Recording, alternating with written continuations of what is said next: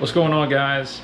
I'm gonna be doing some pretty much basic maintenance on my Cub Cadet lawnmower today. It's just something that I need to get done, and I figured to make a good video, especially if anybody else has one of this model. So like I said, as you can see, my car pan doesn't fit in here. This is as far as it go underneath. So what I'm gonna have to do is I'm gonna bring it to here, set it right about here. I'm gonna hook the hose up and I'm gonna measure the distance to right about here so that it kind of concentrates the oil spill. It should be fairly simple. One thing I did want to mention, if you buy this little tube, probably I'd say about a foot long, this is like $5. If you go to Home Depot and buy this entire roll of 10 foot, it's $7. So just save your time and just go buy this big one. Unless you have a small pan, but otherwise just do this. Like I mentioned, it's super easy to drain the oil in this. So all we're gonna do now is we're gonna kind of move this out the way, but we're gonna twist. Down here you can see there's this little tab right here. So you're gonna twist and this is gonna pop out and the oil will start draining. So we'll do this right here. Let's see if I can get my other hand in there. And there it comes, right there. And I don't know if you can see it, but it is pretty black. So it's actually really good that I'm draining this. While I'm letting the oil finish draining, I'm going to remove this hood so that I can easily access the spark plug, which is under this cover. So what you have to do first is, if you haven't broken them yet or they haven't been broken, they have these little tabs that go, one in this hole and one in the actual cover. You have to go from the bottom and you just pinch it and it comes right out. And all I'm gonna do is I'm gonna remove my bulbs like so. Let's see.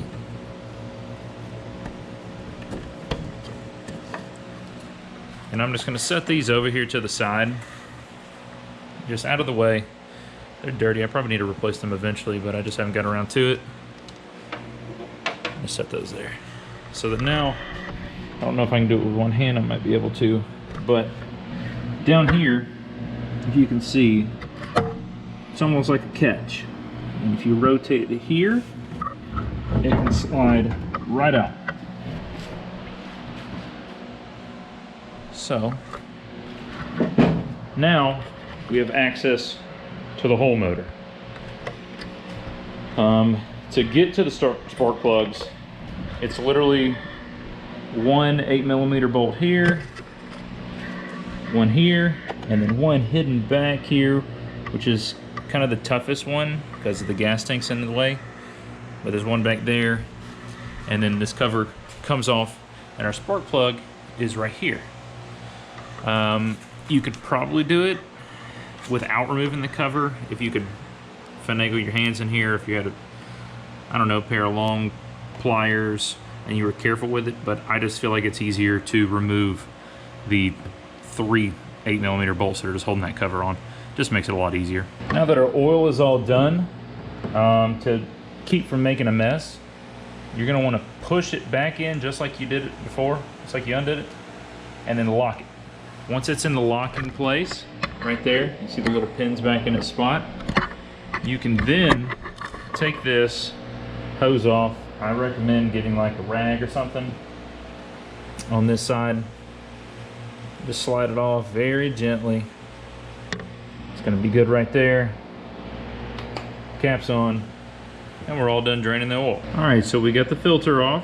I've got a little towel right here to catch any excess drips, which it does have.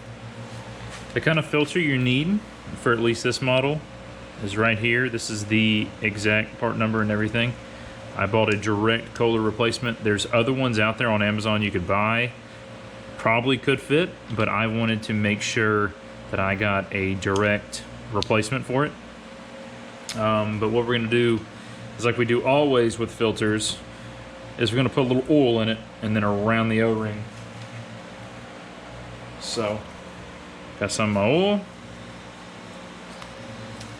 I'm gonna take this, especially when you load these filters upright like this, I always want to make sure that I put oil in these, and you already see the difference in the oil that I pulled out and the oil that's in this. So I fill it up to the top, let it just kind of soak in a little bit, give it a little bit of time. And I take my finger, get a little oil on it. I'm gonna rub it around this ring, get some oil in here.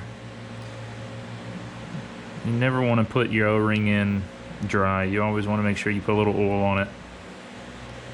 But it looks like it soaked that up pretty good. I'm going to give it just a little bit more. I can see it to where it starts to get up to the threads. So now, it's there. Put my lid back on my oil. And I'm going to take this and put this back on. Simple as that. Not a very difficult process.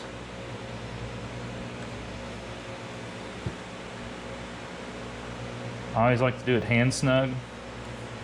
And then I have a pair of oil filter wrenches that I use to make sure that it's nice and tight. But typically, a lot of times, these oil filters, if you can just really get a good grip on it and do it hand tight, I mean, it's not gonna go anywhere. It won't leak, it won't do anything like that. But it's all personal preference at that point. So we got all this cleaned up. No oil left around. Next thing we're gonna do is I'm gonna add the oil. Like I mentioned, my model requires 2.2 quarts. So I've got me a little funnel, make things clean, and I'm gonna finish dumping the rest of this first quart in here, quart number 2, and then quart 3.2. I'm gonna clean up my dipstick while I'm here. Got a little dirt and grime on it. When you get to this point, it's also a good thing to check your O-rings to make sure no dirt or debris gets in there, because if you can see on mine, it collects dirt right here around the rim. It's a lawnmower, so it kicks up dirt and dust all the time. So you want to make sure these are in good shape, which mine look like they're in really good shape.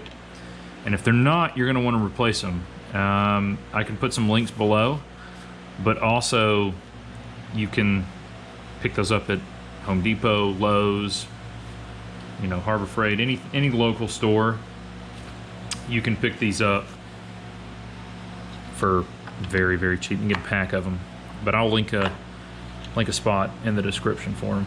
Air filter is very simple. You got these 2 screws right here.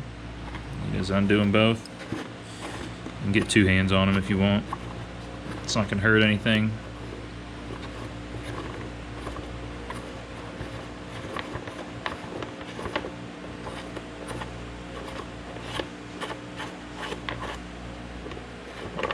One's loose, bottom one, and oh buddy, that needs to be replaced. Wow, I didn't think it was that bad, but woo, that's pretty rough. I'm gonna clean this up real quick before we install the new one. So I actually washed this box off because it was super dirty inside. So while that's drying, I've decided we're just gonna go ahead and move on to the fuel filter. Just because it needs to be done as well. But this is the tricky part, because this line right here goes up to your gas tank, and if you get a good bit of gas in it, if you just leave this line down, it's going to start spewing gas everywhere. So what we have to do, and not to mention there's already some fuel in this little filter, so some is going to come out regardless. So what I'm going to do is I'm going to take some these shop towels, and I'm going to fold them up underneath so I don't make a huge mess. If you were to do this outside on the ground or something, it wouldn't be such a big deal. But I'm in my garage and I'm trying to keep it as clean as possible. So I'm going to put that there. I'm going to remove this back side first, because that's the important part. You just got to kind of slide this little hose clamp back, and it's at a difficult angle, and they're typically not that easy to maneuver like this one's being, but it's coming. All right, little update. I took this part off. The camera had died, so I had to go charge it, put a new battery in it and everything. But I took this part off. It's only held on by two 10mm nuts right here on the carburetor. And that's just gonna give us more access to the fuel line right here that I'm about to change in a couple seconds. This side, same as the other side. Slide the hose back. Woo! Okay. A little bit more fuel in that little pod than I thought. Either way, we'll take the new one, pop it on there, and now we're gonna put our clamps back. It's okay if you get a little gas spilt.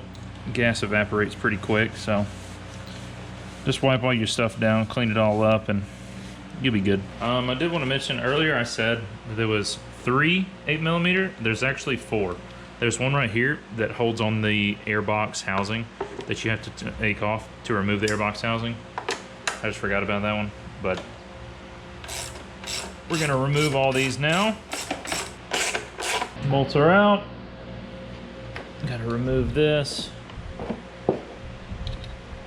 real quick.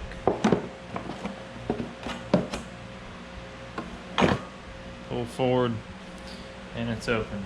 You're gonna want to put this back there so that no contaminants get into your oil. But now you can clean all this up. I'm definitely going to clean this up. But here is one of our last deals right here. It's going to be the spark plug, and then we're going to put the whole box back together. To remove the spark plug, we're just going to pull this little cap off like so. Just set it to the side. Then you're going to need a 5/8 spark plug socket. I'm going to pop it on there like this. Sometimes it's good to put some anti-seize on these. I don't have any at the time. I don't think it's going to be a big deal. But I'm doing a direct replacement. Champion RC 12YC. That's one that came on mine. I'll have these linked. It comes in a pack of 4. I couldn't find a pack of I just needed one, but it just came in a pack of 4, so I bought it just because it's good to have some spares and I'll never have to do it again. But I'm gonna head and thread this in. Good hand thread. Then I'm gonna come on here, put our socket, and I'm just gonna do it to where it's snug. Simple enough. Caps back on. I'm gonna clean this up off camera, and then we're gonna reinstall everything on the side. Now that we got the box all cleaned up, we're going to reinstall it. Very simple. Slide it onto those spots. Down here, there's 2 bolts that you're going to bolt in down here. And don't forget, up here at the top, there's another 8mm. So what I'm gonna do is I'm gonna take this 8mm and I'm gonna go ahead and I'm gonna secure that one first. Now, we've got 2 tins we gotta put up. Make sure not to do these too tight, just snug, because it is just plastic. And you do not want to bust the plastic. I want to show you guys the difference. This is new, of course. This is what was in it. It was definitely time for me to do this little bit of maintenance, and doing the maintenance like this goes a long way on your mower or anything, really. I mean, if you can just take the time to do the maintenance on it, it'll last for a while. This is definitely overdue. I should have done this a while ago, but we're doing it now. Kind of a twofold job now. I need to squeeze this foam into this little front plate housing, because that's where this lives. So you just kind of squeeze it into here, nice and snug, acts as an extra filter. And now that we have that, we're going to take this one, and if you noticed, this has a little extra rubber grommet than the old one did. I'm not sure why that is, but I have test fit it once just to make sure, and it fits this absolutely perfect. And I actually like the fact that it has this extra top piece because it holds it a little bit better. The other one, I did not feel like it held as well. So it always seemed loose to me when I knocked the dirt out of it. This seems to be on there nice and snug. Now, this little hose right here that I kind of set off to the side, it actually goes to this little spot here. This is just your fuel fumes, and you just snug that back on. No biggie. I just didn't do it a minute ago. I should have showed y'all, but now you know. So now I'm gonna put the cover back on, and we should be done. All right, guys, that's it. That's your basic tune-up on a Cub Cadet. This is a LTX 1045, but I'm fairly certain it works just the same with the other models of Cub Cadet. They're pretty similar in their builds. It's just the size of the motor and typically the deck size that varies. But if you need any of this stuff, I'm gonna link everything in the description, so pick it up. Like I said, it's very easy. Didn't take me long to do it, and I think it's fairly cost efficient for you to do it yourself. Something new to learn, and it's not very hard. So I guess I'll catch you in the next one.